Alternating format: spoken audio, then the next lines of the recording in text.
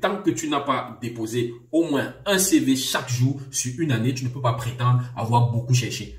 Souvent, tu as des personnes avec de formidables compétences, des personnes très compétentes, avec un savoir-faire réel qui te dit qu'elle n'arrive pas à trouver un emploi. Et lorsque tu demandes à cette personne, est-ce que tu as cherché sur Internet? Elle te dit non, elle répond vaguement comme ça. Et quand tu essaies de creuser, en fait, tu te rends compte que beaucoup de personnes ne savent pas comment trouver un emploi sur Internet. Beaucoup de personnes sont encore restées dans les anciennes façons de fonctionner, dans les anciennes façons de faire et ne connaissent pas quelles sont les étapes à suivre pour trouver un emploi sur Internet. Aujourd'hui, je vais te présenter des étapes, les 7 étapes à suivre pour trouver un emploi sur Internet. Bonjour à tous, bonjour à toutes, j'espère que vous allez bien, moi je vais super bien. On se retrouve une fois de plus sur cette chaîne, la chaîne sur laquelle nous découvrons le digital et toutes ses opportunités et surtout où nous expliquons cela en des termes très simples et accessibles à tous. Je vais dans un premier temps vous inviter à vous abonner à la chaîne si vous n'êtes pas encore abonné et à cliquer sur le bouton de notification pour être tenu informé chaque fois que nous allons publier une nouvelle vidéo. Je suis Ada Bita Ariel Nathan, Digital Project Manager et aujourd'hui je vais te donner 7 étapes pour trouver un emploi sur Internet. Nous allons nous retrouver tout de suite après la petite introduction pour rentrer dans le vif du sujet. À tout de suite.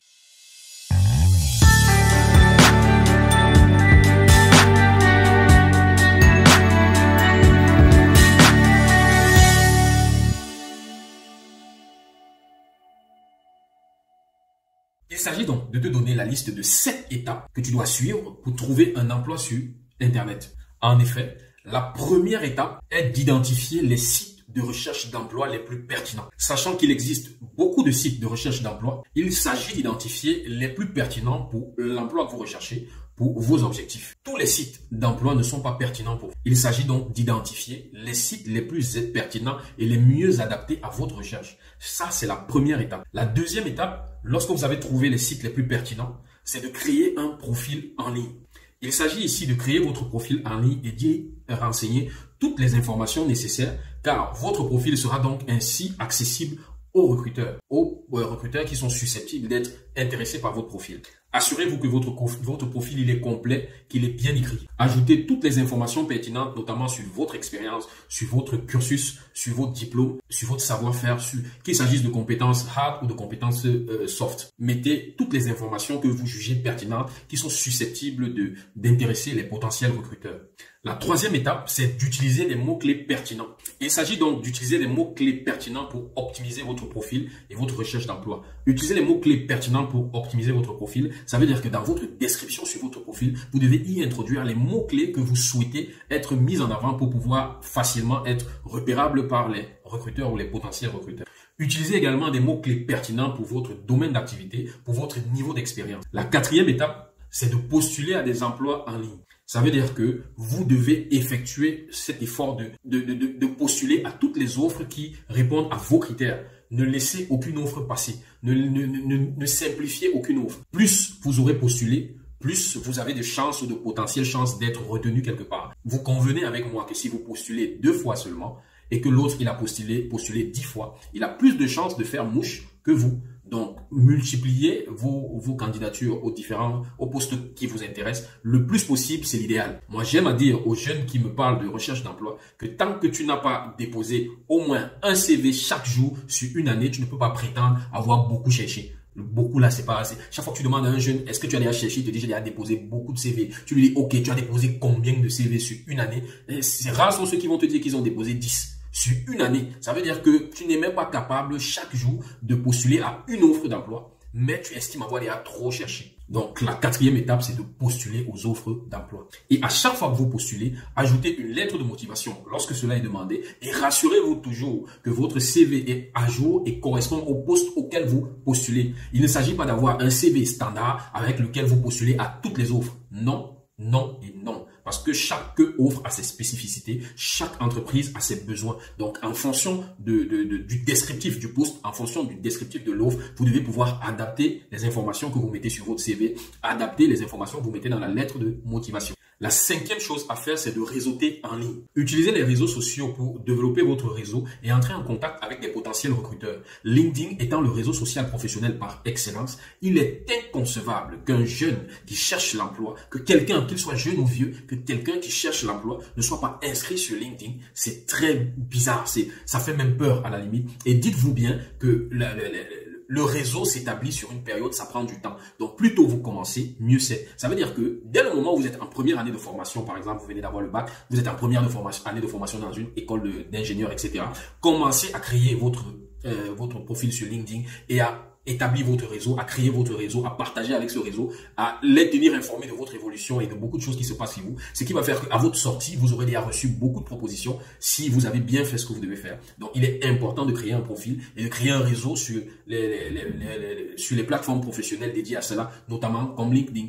Et lorsque vous avez créé votre profil sur LinkedIn, à essayer de rentrer en contact avec des potentiels recruteurs, de suivre les pages des entreprises pour lesquelles vous souhaiteriez travailler, d'essayer de rentrer en interaction avec ces entreprises-là, de commenter, de partager leurs posts, etc., de vous faire remarquer par ces entreprises. La sixième étape, c'est d'être attentif aux offres d'emploi. Configurez éventuellement des alertes sur les sites qui le proposent pour être informé chaque fois qu'une offre correspondant à votre profil, à votre besoin est disponible, est publiée, que vous soyez informé rapidement pour être parmi les premières personnes à postuler. Parce que plus vous allez tarder à postuler à des offres d'emploi, plus vous allez donner la possibilité à d'autres de présenter leur CV avant vous et de piquer au vif ou d'être choisi avant vous. Donc soyez réactifs, soyez proactifs dans la recherche d'emploi, postulez rapidement, configurez des alertes LinkedIn. Propose cela, LinkedIn offre la possibilité de configurer des alertes qui vont vous informer chaque fois que des offres d'emploi qui vous correspondent sont disponibles. Vous allez recevoir des notifications par email pour pouvoir réagir à ces offres d'emploi rapidement. Donc faites-le. La septième chose à faire, c'est de rester organisé. Toujours garder une trace de toutes vos communications avec les entreprises pour lesquelles vous avez postulé, avec les personnes avec qui vous avez discuté. Il est parfois dommage de se rendre compte qu'il y a beaucoup de jeunes qui déposent des CV et puis vont attendre des mois et des mois sans chercher à appeler même l'entreprise pour savoir où en est le CV, appeler même l'entreprise pour savoir est-ce qu'il y a eu une suite ou pas de suite, etc. Ce manque de dynamisme-là, parfois, peut faire énormément de mal à beaucoup de personnes.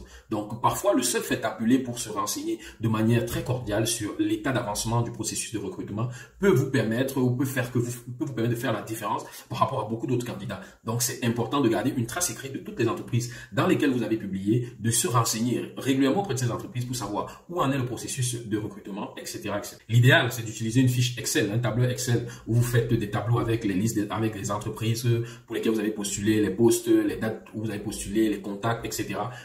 Un tableur Excel ou un agenda fera très bien l'affaire. Donc ça, c'était pour la septième chose, la septième étape. En réalisant toutes ces étapes, vous augmentez vos chances de trouver un emploi. Il est vrai qu'il faut vous armer de patience, il faut vous armer de patience, d'audace et de créativité. De nos jours, c'est encore très choquant pour moi de me rendre compte qu'il y a énormément de jeunes qui sont pas présents sur des réseaux comme LinkedIn. Et pourtant, LinkedIn, le digital, est venu démocratiser l'accès à des personnes que dans la vie de tous les jours, nous n'aurions pas forcément pu rencontrer. Grâce à LinkedIn et grâce aux interactions sur LinkedIn, vous pouvez intéresser, ou votre profil peut intéresser ce type de personnes-là. Sur LinkedIn, vous pouvez publier quelque chose qui intéresse, par exemple, Barack Obama. Sur LinkedIn, vous pouvez publier quelque chose qui intéresse le DG de, je sais pas moi, de Orange, etc. Il faut être présent sur LinkedIn et il ne faut pas confondre réseaux professionnels et les réseaux privés comme Facebook où on partage des photos d'anniversaire, les balades, les trucs de la vie personnelle là. Le réseau social, c'est professionnel. LinkedIn est un réseau social professionnel. Donc, vos publications doivent avoir une connotation professionnelle. Si vous décidez de publier là-bas des choses personnelles qui n'ont rien à voir avec votre côté professionnel, qui n'ont rien à voir avec votre formation professionnelle ou vos ambitions professionnelles, vous risquez de biaiser l'appréciation que les personnes sur ce réseau-là auront de votre profil. Donc, faites attention à cela. Nous vous remercions une fois de plus pour votre attention et nous vous donnons rendez-vous dans une prochaine vidéo. On se dit à la prochaine. Bye bye.